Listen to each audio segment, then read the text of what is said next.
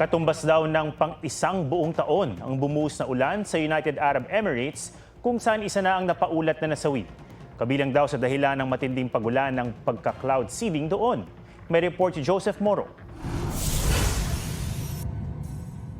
Pahirapan ang pag-take off ng mga eroplano sa Dubai International Airport. Binaha kasi ang tarmac ng isa sa pinakaabalang paliparan sa buong mundo.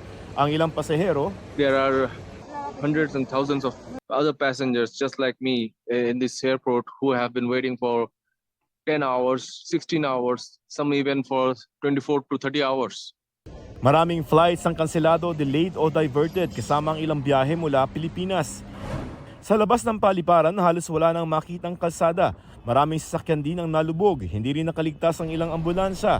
Kinailangan naman ng iba na gumamit ng rubber boat.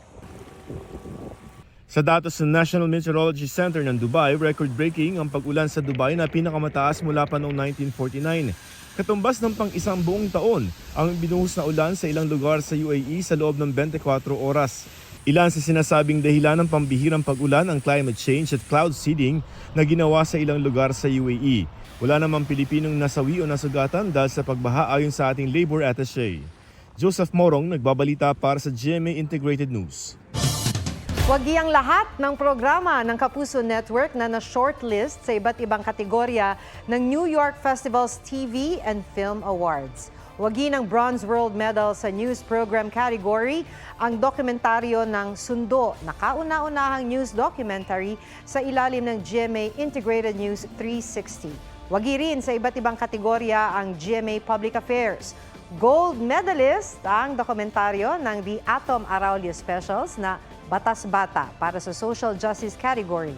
Silver World Medal naman ang isa pa nitong dokumentaryo ng Hingang Malalim para sa Human Concerns category. Nag-uwi rin ng 3 World Medal ang flagship documentary program ng GMA Public Affairs na Eyewitness.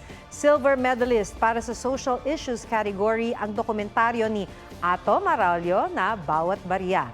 Bronze World Medal ang docu ni Howie Severino na Boat to School para sa Heroes category at ang docu ni Mav Gonzalez na Sisid sa Putik para sa Community Portraits category.